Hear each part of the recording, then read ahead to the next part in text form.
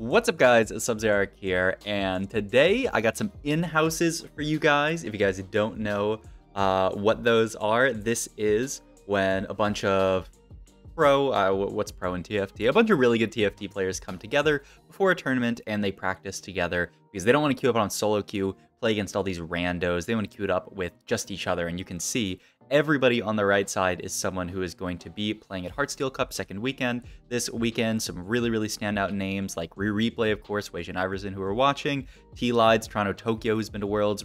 I said Replay already, but Philip, Force and Smurf account popped off in the last cup. So a bunch of really good players, and Weijin has kind of been farming them on the day so far here. Let me get a 2x speed, but if I remove my camera right here, you're going to see 1.7 AVP 311, and he continued to pop off for the rest of the stream. So I wanted to see, you know, similarly to when we watch Dish Soap just pop off and farm everybody, I want to see how Weijin is doing this, how he is farming everybody. It'll also be a nice amuse-bouche, a nice little introduction into the Heartsteel Cup stuff that's going to be happening this weekend, which I know Kai is definitely going to be streaming on his channel, twitch.tv/Watanabe_Kai. I think that's what it is. I don't know. You can find it. And I will probably be co-streaming with him. I have to figure out if I'm going to, which days and when and all that stuff, but I'll probably be co-streaming with him. In any case, we have a Punk opener so far, but nothing too crazy. None of these augments really scream at me. 6 and Stones is okay.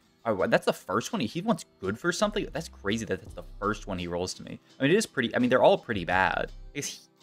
Okay, Iron Assets is a good bailout. Thank you for finding a good augment so that I don't have to say, oh, this other terrible augment, and then have him re-roll it. I mean, they were pretty bad. I'm shocked that he would have, like, if he rolled into 2 bad augments there, he would have taken good for something. Popsis Tomir, I assume this is going to be a Sunfire cape, yeah, because it's just a very strong slam early in a spot like this onto, especially this Thomas Kench. And yeah, he's just playing around the set, who is considerably weaker this patch, but still a solid unit, and these units right here, these Punk units who are decent early game. Can't imagine that we're going to play around this Cassandra because we already have the upgraded Tom Kench. We're really looking for like an upgraded DPS in this position here. So, you know, like a Corki headliner, a Jinx headliner, something like that. Even a Vi headliner would do well. But yeah, and wow, he's actually going to slam the Gunblade here because he wants to play for Streak, wants to save as much HP as possible. So yeah, makes the Gunblade slam in this position. It's an okay item. It tends to be pretty mediocre early, but he does have this really tanky front line. And yeah, I think making 10 makes perfect sense. Disco Nami is definitely an option here. Yeah, we can pivot into this Disco board. No Taric yet, but this can certainly be our board on level. We can play either for Disco or for Bruiser. Either way will be really nice, and Nami should do a little bit of damage with this Gunblade. She's not the greatest damage dealer in the world, but she's not horrible. She's kind of a beast with Disco early game, honestly, though a lot of this damage can be overkill early. We're fighting actually a little bit of a scary board with these Executioners, but our front line is so tanky. The Sunfire burns through them that we're chilling pre-level here just because, I mean, why not? We could high roll like a Disco unit to improve our board. We could just high roll anything to play here. Itemization wise, we've slammed Gunblade in this position. We could actually angle Disco from this spot. That's a 3-cost rod there. He's just going for the chain because the rod gets taken, and he doesn't want to go for a cloak here. It's on Namumu, which also, like, I don't know, sometimes you can think about playing. He's trying to figure out what his strongest board is, but I believe this is just it. Yeah, I like this a lot. But he ends up just selling the Amumu for Econ. So yeah, he wanted the chain over the cloak, which is interesting. I guess chain just builds into more items. Cloak really is just like Ionic Spark, like Adaptive Helm, but chain can be so many things. It can be Gargoyles, it can be Bramble if it has to be. It can be, the big ones are the like AP ones. It can be like Protector's Vow, it can be, whatchamacallit, Crown Guard, like all of those very solid items. So yeah, I guess chain is just a better component in general. And we're going to win our 4th fight. We might actually be looking at a 5 streak here. Make the Vi too, which is going to help us play for the streak even more. Only downside to picking up this Vi is that we can't make 30 this round unless we were to sell something crazy. And ooh, there's some scary boards that we're scouting around here. A Jax 2 already with some AP item slam. This guy with upgraded Vi. Yeah, certainly some scary boards, and we are going to fight the upgraded Vi. I wonder how this fight goes because Vi is a monster early. We do have the Sunfire on her, which is really nice. Our Vi already picked up a kill. Yeah, it looks like we're just going to bowl through him.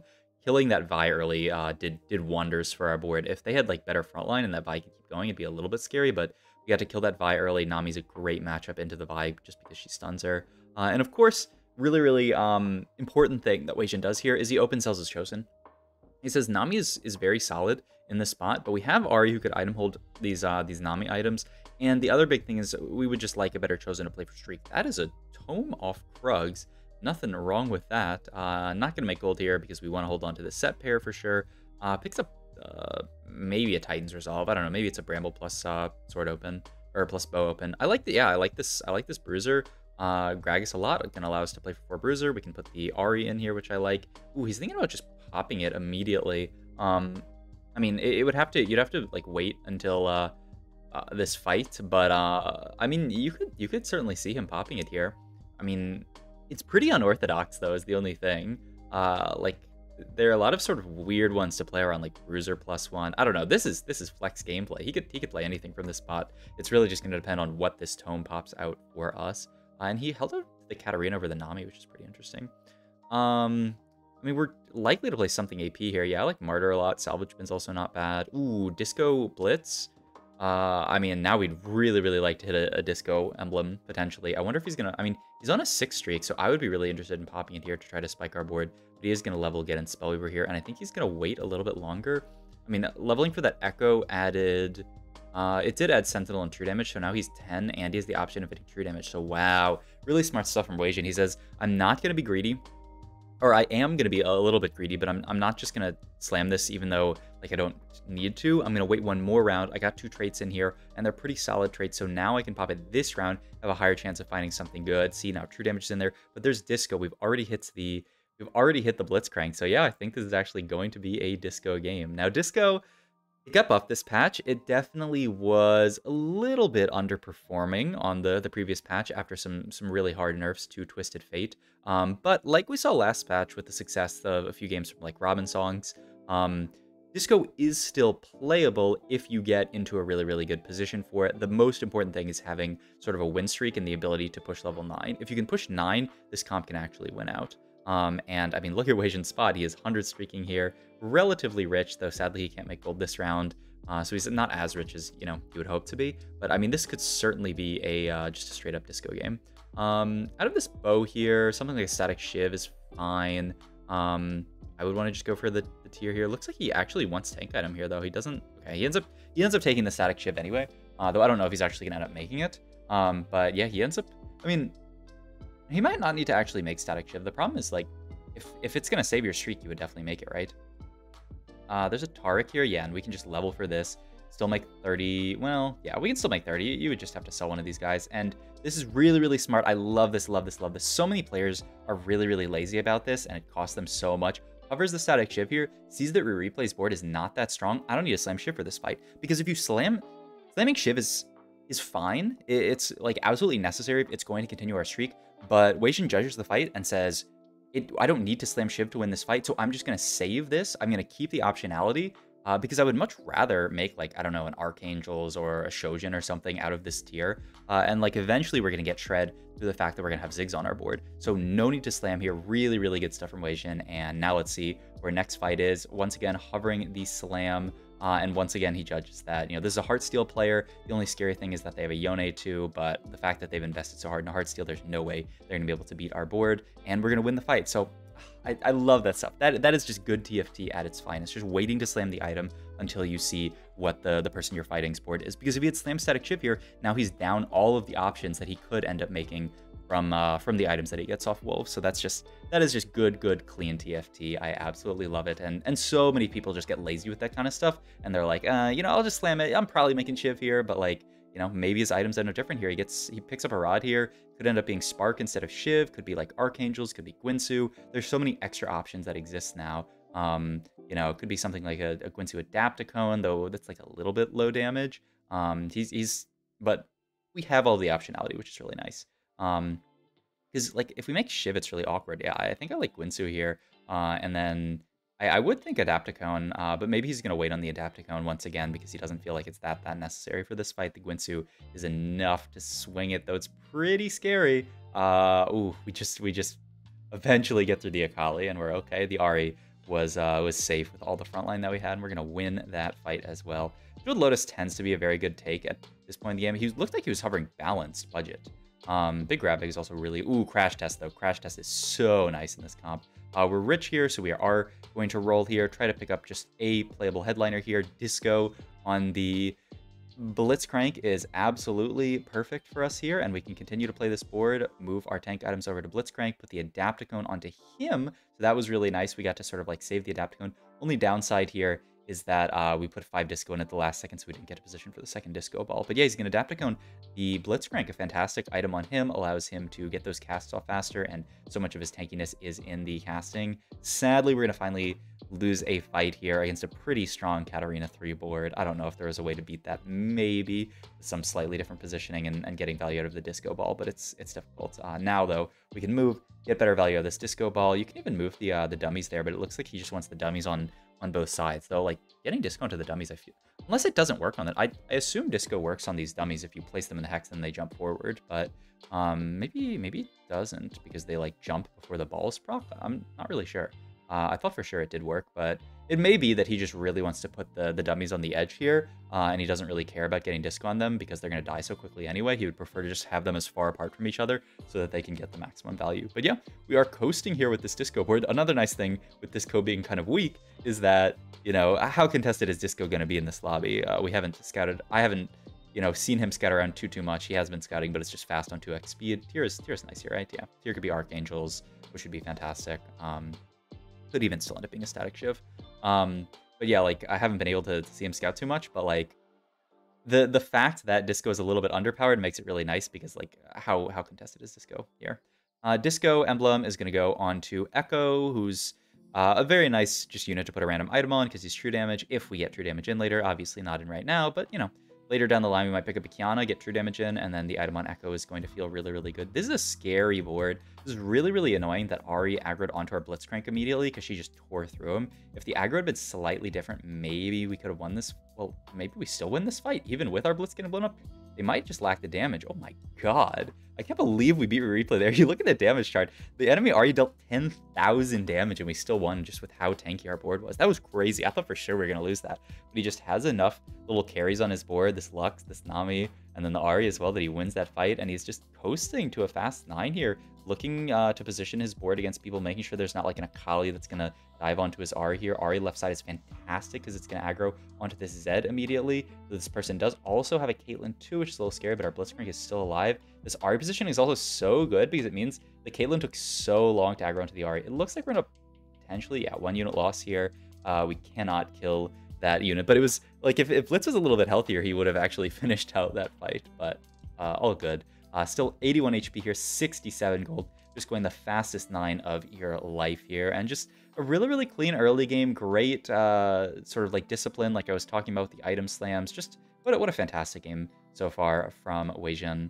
Item-wise here, so like you could make blue buff onto Ari, like it's probably the best item you can make onto her. But the weird thing is then like these items don't transfer well onto TF later. He's gonna go blue buff guard breaker, it looks like. Yeah, just blue buff guard breaker. This is the best possible item for Ari now, and eventually this blue buff is just gonna go onto like his Ziggs, and then the guard breaker, the idea is that that's gonna move over to Twisted Fate. Wow, this is, yeah, I like this a lot. So the blue buff can go on Ziggs, can go on Lulu, it can go on whoever, and then the guard breaker can just go onto Twisted Fate. Then you can have Gwynsu Gunblade guard breaker, which seems like a fine build for Twisted Fate here.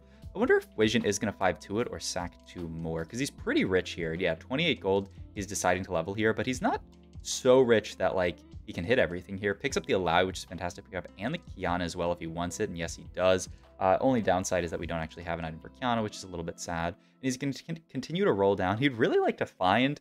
He wants to find the Twisted Fate at some point, right? It's like, it's a little bit awkward that we still don't have TF on this board. It's kind of like a free put in over the Lux, and then it also allows us for free to end up taking out this this Taric, which would be really, really just like an easy swap. Also note that he's holding on to the solution here, which can play for like a really, really capped version of the board. So yeah, he's looking at this. Yeah, this is sort of like the standard, what you would cut in this spot here, can get Lulu back in, and then gets Bard plus Lucian in here. He's trying to figure out actually if 2 Jazz or 4 Dazzler is better here. I would imagine it's 2 Dazzler or 4 Dazzler, but he goes for the Jazz here. I mean, Jazz is a fantastic synergy. We do have, what, 7 traits in, which is, maybe it's not 4 Dazzler. Wow, that's actually a really, really hard call just because you have so many traits in right now. And oh my god, the TF1 actually popped off there so hard. Another disco spat on Carousel, which could be really nice. This could allow us to cut Nami and just get better units in. And who is gonna wait? Someone else did take it there. Did replay? Okay, replay was also playing disco here, so we ended up slightly contested. Just gonna go for BT here. Sentinel spat doesn't really do anything because we're always gonna be, ooh, that is a double Ziggs shop, not bad at all. And now he's gonna get in this 4 Dazzler setup, get out of the Jazz setup. You can hold on to Sona, but I don't think, like, the problem is Sona is not stronger than Lulu until you hit like Sona 2. So she's pretty expensive to hold. Yeah, he might not even hold the Sona. And like, even then, even at Sona 2, if she doesn't have items, it's like debatable if it's actually stronger than Lulu. So I would not be shocked at all if he doesn't look to hold this Sona, just because with the nerfs to Sona and the fact that Hyper Pop is better, it's so hard to justify holding her. And yeah, he's not even gonna hold the Sona, which I think is absolutely correct. But yeah, we pivoted to a pretty strong board here. He's going to start doing the classic positioning that I will not name the name of, but he's going to put his 2 disco balls next to each other so that he can spread his board out. I talked about this positioning in my tier list video about this comp, so you're welcome for anyone who watched that video. But this is really, really nice positioning, especially versus something like a Seraphine. Allows us to spread out a little bit more, and Seraphine's so much about this AoE. Allowing us to spread here makes this fight so much more playable. It's so close, but we end up losing it, but it is at least a top 4 locked in for Wajin here. He can take the Zac out of the builder at this point.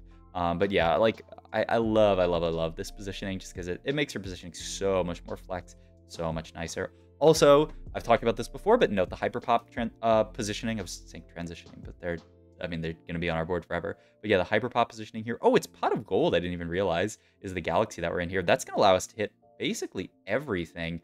Ooh, what is that? We're going to sell the Twisted Fate because we actually want to move items over to this to the Ziggs. He says, you know what?